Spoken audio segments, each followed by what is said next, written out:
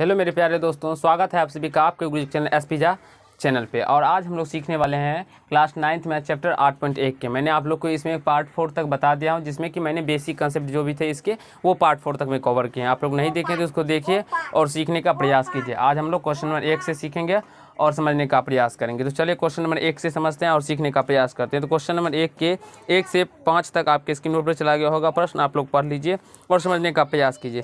देखिए मेरे प्यारे दोस्तों, 1 नंबर में कहा गया है जो तल में दो भिन्न बिंदुएं एक डैश रेखा का निर्धारित करती है। तो मेरे प्यारे दोस्तों, किसी तल में जो भिन्न बिंदु हो तो वो एक अद्वितीय रेखा का निर्धारित करती है। अद्वितीय यानी कि द्वितीय रेखा नहीं, अद्वितीय होता है।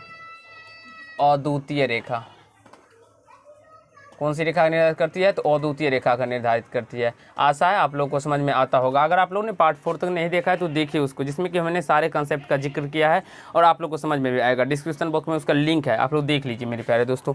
अब हम लोग दूसरे में कह रहा है जो एक रेखा किसी तल को डैश भागों में बांटती है। ठीक है, एक रेखा किसी तल को मेरे प्यारे दोस्तों 3 भागों में बांटती है। ठीक है, और वे 2 अर्ध तथा एक स्वयं यानी कि एक समतल रेखा स्वयं है। ठीक है मेरे प्यारे दोस्तों, इसमें हो जाएगा इसका आंसर 3, जो कि एक रेखा जो है किसी तल को 3 भागों में बांटती है और वो 2 जो है वो स्वयं यानी कि अर्ध होता है, एक समतल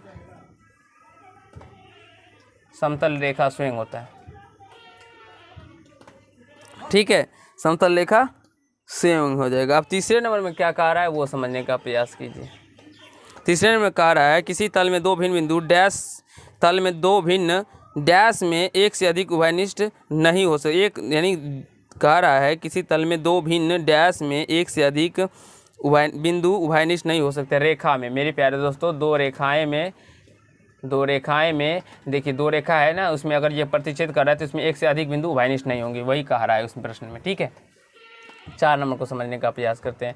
4 नंबर में कहा गया मेरे प्यारे दोस्तों कि यदि कोई किरण किसी रेखा पर स्थित हो, मान लीजिए ये किरण है, रेखा है और इस पे एक किरण स्थित है, ये किरण स्थित है। ठीक है, ये किरण स्थित है, इसका नाम ए दे देते हैं, ये ओ हो जाता है, ये बी दे देते हैं, इसका नाम सी देते हैं। ये किरण स्थित है तो जो आसान कोण बनते हैं उनका योग कितना होता है? ये दोनों जो आसान कोण बनते हैं इनका योग कितना होगा मेरे प्यारे दोस्तों? 180 डिग्री हो जाएगा। ठीक है, इस दोनों कोणों का योग 180 डिग्री होता है। ठीक है, अब 5वां में करें यदि 2 रेखाएं प्रतिच्छेद करती हो तो शीर्षाभिमुख कोण डैश होते हैं। मेरे प्यारे दोस्तों, मैंने आप लोग को इसके पीछे बारे में शीर्षाभिमुख कोण के बारे में बताया है साबित करके। जब 2 रेखाएं एक दूसरे को प्रतिच्छेद करती हो तो शीर्षाभिमुख कोण जो बनते हैं मेरे प्यारे दोस्तों ये आपस में बराबर होते हैं। ठीक है, तो ये मैंने आप लोग को साबित करके भी बताया, आप लोग देखिए पीछे के पार्ट्स में ये क्या होते हैं, बराबर।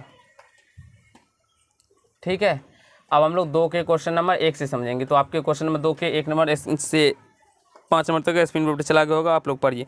इसमें कहा रहा है निम्नलिखित कथनों में कौन सत्य है तथा कौन असत्य है लिखिए। देखिए 1 नंबर में कहा गया रेखीय युग्म को बनाने वाले दोनों कोण न्यून कोण होते हैं। नहीं मेरे प्यारे दोस्तों, ये असत्य हो जाएंगे। ये कैसे असत्य हो जाएंगे? देखिए, ये मान लीजिए अगर रेखीय युग्म कोण बना रहे हैं ये दोनों कोण, तो ये कोण जो होगा ये 90 डिग्री से बड़ा होगा। ठीक है, तो ये 90 डिग्री से बड़ा हो गया तो इसका मतलब मान लीजिए अगर ये 120 डिग्री भी हो गया तो ये 60 डिग्री हो गया, तो ये न्यून कोण नहीं हुआ। उसमें कह रहा है दोनों को न्यून कोण होते हैं, नहीं, ये अधिक कोण हो गया, ये न्यून कोण हो गया, तो भी हो सकता है, इसीलिए ये असत्य हो जाएंगे। अब दूसरे नंबर क्या कह रहा है आप लोग पढ़ लिए होंगे, या मैं पढ़ के बताता हूँ। रेखीय युग्म को बनाने वाले कोण एक दूसरे के संपूरक होते हैं। क्या कह रहा है मेरे प्यारे दोस्तों? जो रेखीय युग्म को बनाने वाले कोण एक दूसरे के संपूरक होते हैं। हाँ मेरे प्यारे दोस्तों, ये एक दूसरे के क्या होते हैं? संपूरक होते हैं। संपूरक का मतलब अगर ये 60 डिग्री होंगे तो वो 120 डिग्री होगा, या वो 110 डिग्री होगा तो वो 70 डिग्री होगा। ये एक दूसरे के संपूरक होते हैं। ठीक है, तीसरे नंबर में कह रहे हैं जो 2 भिन्न रेखाओं में 2 बिंदु उभयनिष्ठ होंगे। नहीं मेरे प्यारे दोस्तों, एक बिंदु उभयनिष्ठ होंगे, तो सॉरी यहाँ पे ये सत्य हो जाएगा, यहाँ पे संपूरक लिखेंगे, ये सत्य हो जाएगा। और इसमें क्या कह रहा है तीसरे नंबर प्रश्न में, तो 2 भिन्न रेखाओं में 2 बिंदु उभयनिष्ठ होते हैं। नहीं मेरे प्यारे दोस्तों, ये असत्य हो जाए क्योंकि एक बिंदु उभयनिष्ठ होते हैं। और आप लोगों को पीछे के पार्ट्सों में मैंने बताया है सारे कंसेप्ट, आप लोग देखिए। 4 नंबर में कह रहा है मेरे प्यारे दोस्तों जो यदि 2 रेखाओं को प्रतिच्छेद करने से जो कोण बनते हैं उसमें एक कोण की माप 90 डिग्री हो तो अन्य तीनों कोण में से प्रत्येक कोण की माप 90 डिग्री होगा। इसको समझने का प्रयास कीजिए। ये दोनों रेखा है, प्रतिच्छेद कर रहा है। मान लीजिए कोण ये 90 डिग्री है, तो कह रहा है क्या ये सारे प्रत्येक कोण जो होंगे 90 डिग्री का होंगे? हाँ होंगे मेरे प्यारे दोस्तों, ये सत्य है। कैसे होंगे? ये 90 डिग्री होगा तो ये भी 90 डिग्री होगा, शीर्षाभिमुख कोण से, क्योंकि शीर्षाभिमुख कोण आपस में बराबर होते हैं। और अभी मैंने आप लोग को बताया था कि अगर मान लीजिए इस प्रकार से हो, ये 90 डिग्री हो तो सॉरी ऐसे नहीं होगा, ये सीधा होगा, सीधे एक 90 डिग्री हो तो ये भी 90 डिग्री ही होगा। क्यों? क्योंकि ये आपस में क्या होते हैं, आसन को मान लीजिए अगर ये रेखीय युग्म कोण बनाते हैं तो रेखीय युग्म कोण का योग 180 डिग्री होता है। ये 90 तो ये भी 90, तो ये 90 तो ये भी 90 होगा, तो ये 90 तो ये भी 90 होगा, यानी कि प्रत्येक कोण इसकी क्या हो जाएंगे मेरे प्यारे दोस्तों? तो 90 डिग्री का हो जाएंगे और ये सत्य हो जाएगा। आशा है आप लोग को समझ में आ रहा होगा, कहीं से कोई कठिनाई, समस्या या तकलीफ नहीं होता होगा। ठीक है, अब 5 नंबर को सीखते हैं।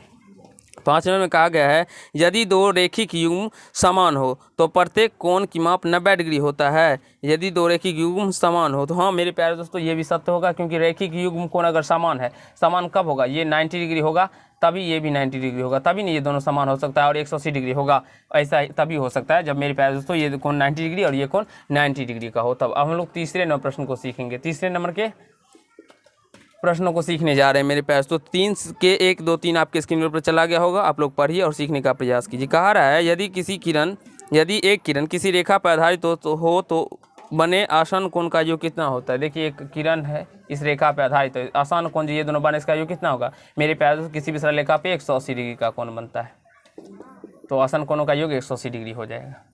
अब दूसरे नंबर कह रहा है मेरे पास, तो दो आसान कोणों का योग दो समकोण हो तो ये किस प्रकार के कोण कहलाते हैं? तो ये समपूरक कोण कहलाते हैं मेरे प्यारे दोस्तों। इसे हम लोग समपूरक कोण भी कहते हैं, समपूरक कोण भी कहते हैं। तीसरे नंबर को पढ़ेंगे। तीसरे नंबर में कह रहा है मेरे प्यारे दोस्तों, जो यदि दो रेखाएं प्रतिच्छेद करें तो शीर्षाभिमुख कोण में कैसा संबंध होता है? देखिए दो रेखाएं अगर प्रतिच्छेद करती है तो शीर्षाभिमुख कोण कैसा संबंध होता है? ये बराबर होते हैं मेरे प्यारे दोस्तों, यही संबंध होता है जिससे शीर्षाभिमुख कोण बराबर होते हैं। आशा है आप लोगों को 3 नंबर तक समझ में आ गया होगा और कहीं से कोई दिक्कत या समस्या नहीं हुआ होगा। अब हम लोग 4 नंबर को सीखने वाले हैं मेरे प्यारे दोस्तों। 4 नंबर में कह रहा है वो समझने का प्रयास कीजिए। जो किसी तल के किसी बिंदु पर बने सभी कोणों का योग समकोण में लिखे। तो समकोण में लिखना है, किसी तल पे किसी बिंदु पर बने सभी कोणों का योग। मेरे प्यारे दोस्तों तो 4 समकोण हो जाएगा, 4 समकोण, क्योंकि किसी भी तल पे अगर कोण बनेगा तो 4 समकोण बनेगा। ठीक है, तो आशा है क्वेश्चन नंबर 4 तक आपको समझ में आ गया होगा और कहीं से कोई दिक्कत या समस्या नहीं हुआ होगा। आप लोग को अच्छा भी लग रहा होगा पढ़ने में मेरे प्यारे दोस्तों। ठीक है, अब हम लोग क्वेश्चन नंबर 5 को करने जा रहे हैं। तो क्वेश्चन नंबर 5 आपके स्क्रीन बोर्ड पर चला गया होगा, आप लोग पढ़ लीजिए और सीखने का प्रयास कीजिए। क्वेश्चन नंबर 5 क्या कर रहा है बाबू? देखो नीचे में दिखाई पड़ रहा है ना? ठीक है, क्वेश्चन नंबर 5 कह रहा है मेरे प्यारे दोस्तों, रेखाएं ए बी और सी डी एक दूसरे को ओ बिंदु पर इस प्रकार काटती है। ए बी और सी डी है, देखिए यहाँ पे हम लोग डायग्राम बनाते हैं। ए बी और सी डी, ये ए है और ये बी है और ये सी है और ये डी, इस प्रकार काटती है। कोण यहाँ पे 0 दे देते हैं। ठीक है, ये इस पॉइंट का नाम है मेरे प्यारे दोस्तों ओ। तो करती क्या है? तो कोण ए ओ सी बराबर कोण सी ओ बी है। कोण ए ओ सी बराबर कोण सी ओ बी है। ए ओ सी ये कोण और ये कोण आपस में बराबर है, यानी कि बराबर ये तभी हो सकते हैं मेरे प्यारे दोस्तों। अगर मान लीजिए हम इस रेखा को अभी छोड़ दी, मिटा लेते हैं, चलिए इसे मिटा लेंगे। अगर मान लीजिए इस रेखा को हम लोग मिटा लेंगे तो ये कितना देगा? 180 डिग्री बनेगा, इधर भी 180 डिग्री, इधर भी बनेगा। तो ये कोण कब बराबर हो सकता है? और इस दोनों कोणों का योग 180 डिग्री होगा। तो मेरे प्यारे दोस्तों ये तभी बराबर होगा, ये 90 डिग्री होगा और ये जब 90 डिग्री होगा। तो यानी कि ये दो कोण बराबर है, यानी कि 90 डिग्री है, 90 डिग्री होगा। तो 90 डिग्री कब होगा? तो जब ये रेखा इस रेखा पे क्या होगा? लंब होगा। यानी कहने का आप लोग लिख सकते हैं इसमें जो क्या कर रहा है, कौन कौन सी रेखा है? ये ए बी, आप लोग ए बी लंब सी डी भी लिख सकते हैं या सी डी लंब ए बी भी लिख सकते हैं। तो सी डी ए बी लंब सी डी होगा, तभी ये दोनों कोण आपस में बराबर होंगे, नहीं तो नहीं हो पाएगा मेरे पास। तो चाहे ए बी लंब सी डी लिखिए या सी डी लंब ए बी लिखिए, दोनों एक ही बात है। क्योंकि मान लीजिए एक रेखा है और इस पर हम ऐसे करते हैं तो ये इस रेखा पे ये भी लंब है और ये इस रेखा पे ये रेखा भी लंब है, दोनों रेखा एक दूसरे पर लंब होती है। ठीक है, आशा है समझ में आया होगा 5 नंबर और कहीं से कोई दिक्कत नहीं हुआ होगा। ठीक है मेरे प्यारे दोस्तों, अब देखिए 6 नंबर में क्या कह रहा है उसे समझने का प्रयास करते हैं। क्वेश्चन नंबर 6 आपके स्क्रीन पर चला गया होगा, आप लोग पढ़ लीजिए और सीखने का प्रयास कीजिए। ठीक है, क्वेश्चन नंबर 6 में कह रहा है मेरे प्यारे दोस्तों, ये यदि ए बी और सी डी रेखाएं एक दूसरे को ओ बिंदु पर काटे तो कोण ए ओ सी 135 हो तो कोण ए ओ डी, कोण बी ओ डी, कोण सी ओ डी का मान ज्ञात करना है। कोण ए ओ डी, कोण बी ओ डी और सी ओ डी का मान ज्ञात करना है। सी ओ डी का मान ज्ञात करना है। चलिए मेरे प्यारे दोस्तों, यहाँ पे सी ओ डी नहीं होगा मेरे प्यारे दोस्तों, सी ओ बी होना चाहिए। ठीक है, यहाँ से देखिए हम लोग समझते हैं, इस प्रकार से रेखा दिया गया है। ठीक है, इस प्रकार से रेखा दिया गया है जिसमें कि ए ओ बी, ये है ए और ये है, इस पॉइंट को हम लोग ओ कहते हैं, इस पॉइंट को हम लोग बी कहते हैं, ए ओ बी है। और यहाँ से हम लोग बात करते हैं तो सी ओ डी, या सी ओ और डी दिया गया है, ठीक है, ये रेखाखंड है और इसका मान 135 डिग्री दिया गया है, ठीक है। तो हमें ज्ञात करना है कोण ए ओ डी, कोण ए ओ डी, कोण B O D, B O D, B O D या कोण सी ओ बी हमें ज्ञात करना होगा। लेकिन प्रश्न में डी दिया होगा, तो डी दिया होगा तो दोनों कोण को योग 180 डिग्री हो जाएगा डायरेक्टली, लेकिन बी हो हमारे हिसाब से बी होना चाहिए था, ठीक है मेरे प्यारे दोस्तों। अब यहाँ से देखिए ए ओ डी, तो ए ओ डी ज्ञात करने के लिए ये कोण कितना होगा, देखिए ये आपस में एक दूसरे रेखिक युग्म कोण बना रहे थे, ये 135 होगा तो आपस में संपूरक कोण होते हैं, तो ये 180 डिग्री का होगा इन दोनों कोणों का योग मेरे प्यारे दोस्तों। तो ये 135 होगा तो ये 180 में से घटा लेंगे 135 45, यानी कि ए ओ डी 45 डिग्री हो जाएगा। और ये 45 डिग्री होगा तो आप सभी को पता होगा शीर्षाभिमुख कोण बराबर होते हैं, ये 45 तो ये भी 45, यानी सी ओ भी 45 डिग्री और ये 135 तो ये भी 135, लेकिन शीर्षाभिमुख कोण बराबर होते हैं। तो आशा है मेरे प्यारे दोस्तों क्वेश्चन नंबर 6 तक आपको समझ में आ गया होगा और कहीं से कोई दिक्कत या समस्या नहीं हुआ होगा। तो क्वेश्चन नंबर 7 को भी हम लोग समझ सकते हैं, समझ लेते हैं। क्वेश्चन नंबर 7 को देखिए, छोटा ही है तो समझ लेते हैं क्वेश्चन नंबर 7 को भी।